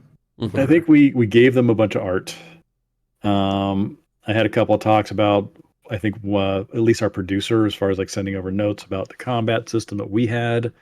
Didn't know if it was going to translate into a 2D world. Um, and then obviously they had access to our game and I think a little bit of our code, even though Adrian was pretty protective of that, maybe not.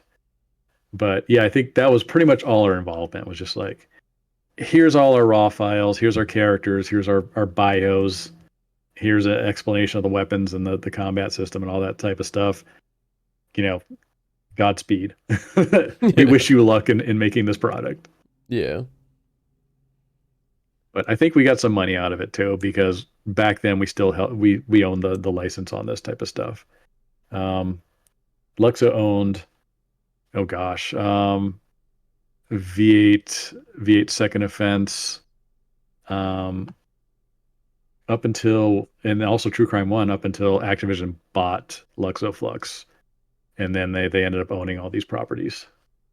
So we definitely would have got a kickback for letting them make the Game Boy color version.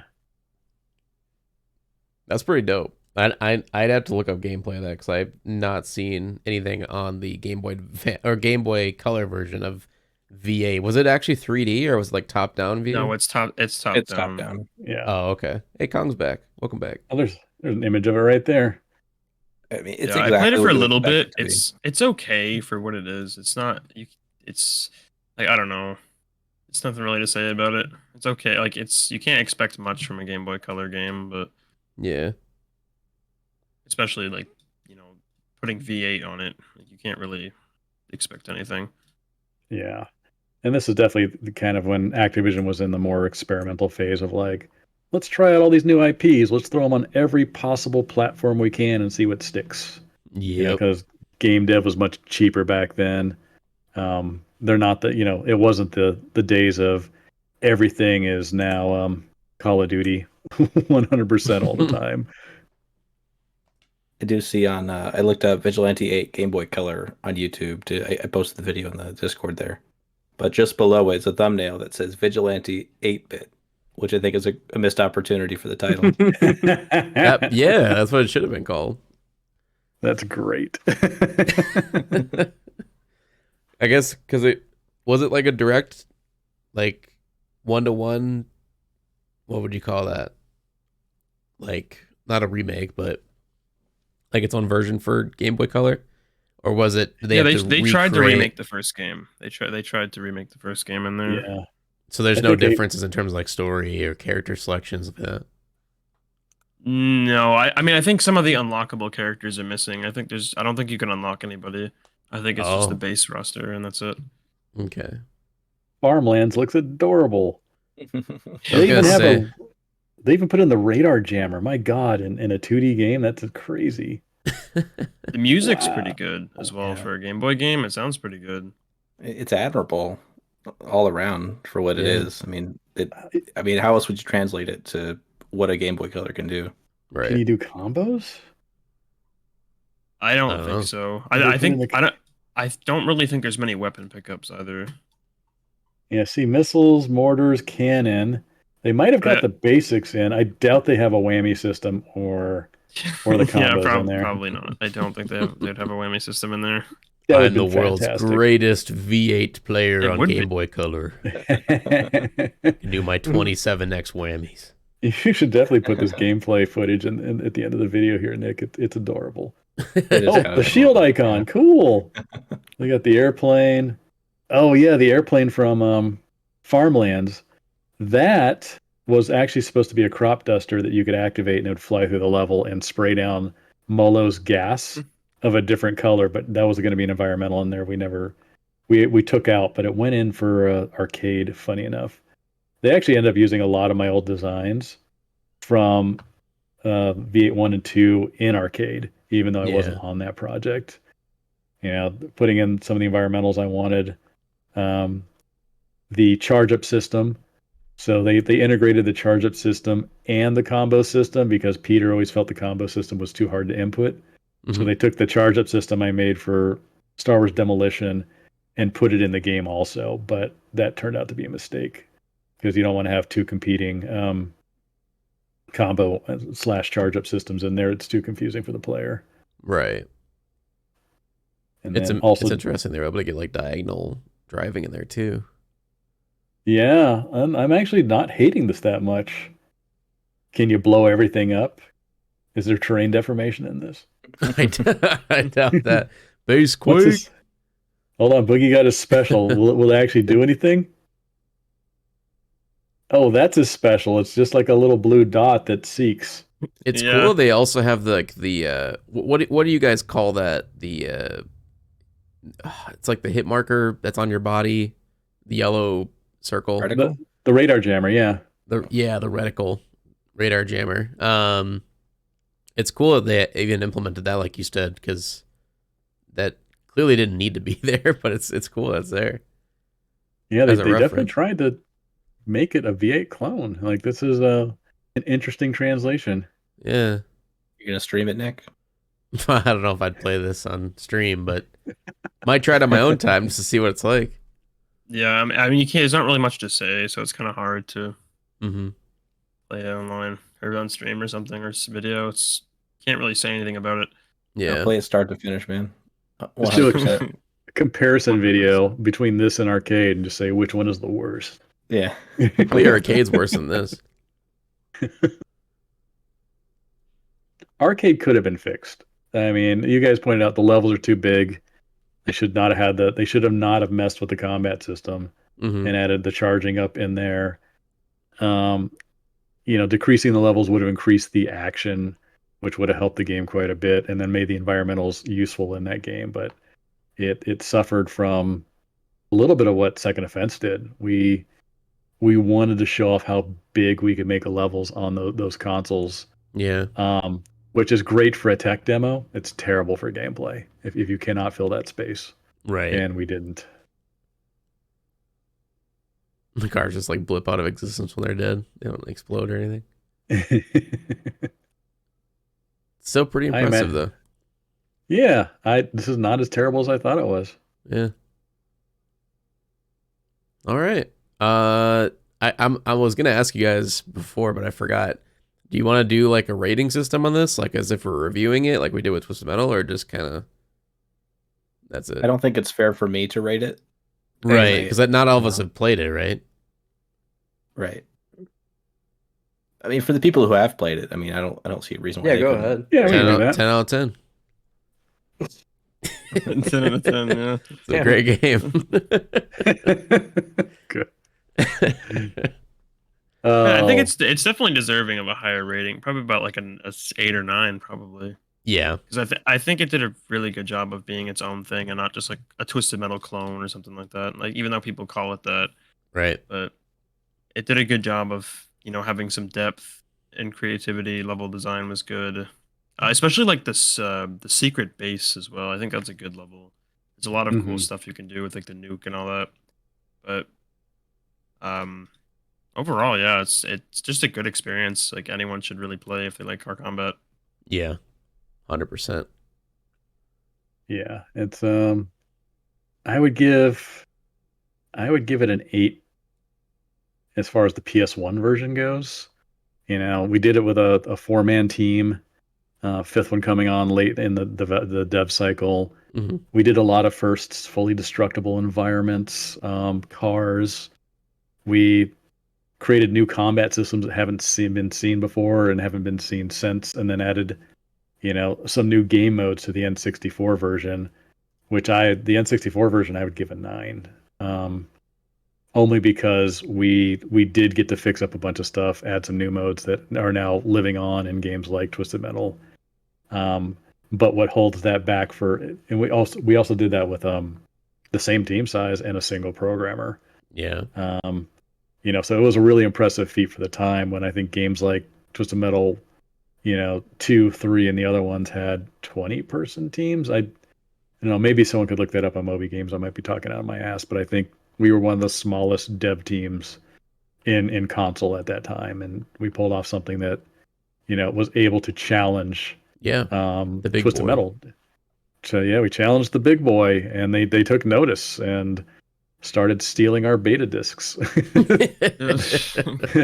eventually designers from the Vigilante 8 team, just to kill that franchise. But yeah, I mean, N64 is probably the definitive edition. I don't give it a 9.5 because the music was not as good and the graphics are not quite as great. Yeah. But the gameplay in there is probably the most solid out of all the versions of it. That's so cool. I'll have to get my hands on the N64 version at some point to give it a shot. See the differences. Because that too I have not played. I've only played the PS1 versions. But yeah. Ooh, Drew says single track was 14 people. Ooh, okay, so it was less than we thought. Yeah, what about Twisted Metal 2, Drew? Yeah, that's Twisted Metal 2. Oh, okay. Yeah, there's more people, obviously Alan Becker, David Jaffe, and all them from Sony Interactive Studios, but single track itself was about 14. Right. Wow. Since Jaffe was doing design on it, I would push it up to 15. Alan wouldn't have been hands-on it, though. So 15-person team for 2. What was 3 and 4? I would assume bigger. I'm trying to remember, I don't remember. I'm pretty sure it was smaller. Really? I worked on it. I think so. And this is according to Moby, so I don't know how accurate they are, but they say 108 people were part of that. But of course, that's not just 99 Studios. That's like all the Sony. That's the publishers and stuff too. Yeah, because for Twisted Metal 2, they separated it by Sony Interactive Studios, single track, and Sony, like the publisher. Mm-hmm. Right. But this is just one big list of people, so it's hard to parse it. Yeah, because they're Sony internal, so they wouldn't have been a separate entity. That makes sense. Rob Zombie and Pitch Shifter are on the credits as people. So Rob Zombie worked on the game. Right. That's very generous of them. Hold on, I can actually let me actually look at the Moby Games. I should be able to determine very quickly, just based on their title, who is actually on the initial or the real dev team. It says 84 professional roles, and then there's an additional 24 people they thanked as like special thanks, including David Jaffe.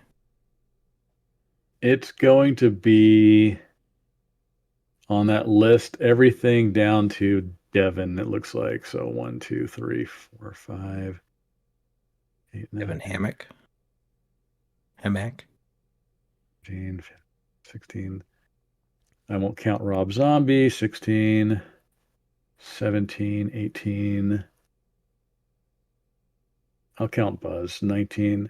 So probably about 20 people, I would guess, worked on 3. Yeah. Sounds about right. I won't count their testers. I'm not going to count our Activision testers for ours, even though I actually did most of the play testing on Vigilante 8. If you don't count testers, it's 12 for single track. Okay. That makes sense. Well, Still 3, way I guess, less than I there's thought. lead tester. But yeah, that is about. crazy. I always thought they were about 18. Are they single track testers, or sorry, I'm not counting the Sony testers, the outside ones. Gotcha. Okay, so internal 14 at single If track. it's internal, yeah, then that counts. Okay. Interesting. All right, cool. Yeah, and learned some new facts here. That's awesome. You heard it here, folks. All right, Okay. did we cover everything? You guys give your ratings? I think you did. Yeah.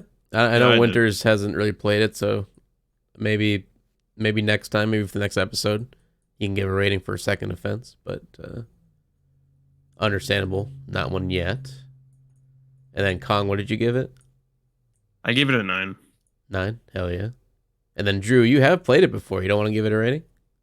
I don't think it's fair if I give it a rating because I've only played it a couple of times. I don't think that's enough time to really, understand it, to That's give it fair. the respect it deserves, But Mhm. based on what I know about it and what I have experienced, I mean, it's 8 or 9 seems right. Like it's quality, it's good. It's just, Yeah.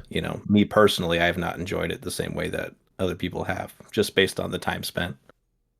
Yeah, and I don't think it's fair to rate it if you don't at least learn the combo and the whammy system because it's a much different experience. It's very flat and basic if you don't use those things.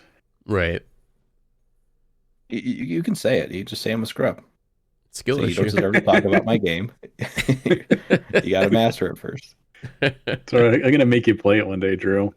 I'm gonna sit there in your chat and I'm gonna judge everything you do. There you go. That'll make him like it more. There you go. Exactly. Gonna come back Yeah, one please out of don't one. hurt 'cause- me, Dave. When I played Small Brawl the first time, Goodrich was there, and so that did help out Jeffy the was experience. there. Yeah, Yeah. Jeff was there. I What are wish you doing Jeff playing was there. this game, child? This isn't God of War. This is There's a no Twisted sweet Metal. tooth. Where am I? I'm not in the game. Yo, where am I?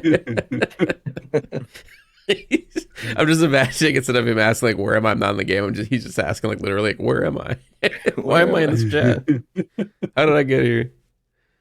Oh man. All I right. think that's it. Yeah, I think that will do it for this episode. And then we went over everything we want to talk about for the first Vigilante 8. Again, next time we'll be going over the second one in the series, Second Offense, and giving our takes on that and all the differences between the first and second game and all that good stuff. So thank you all for listening and for watching today. Make sure to check out next week's episode. Hopefully see you there. Later. Peace.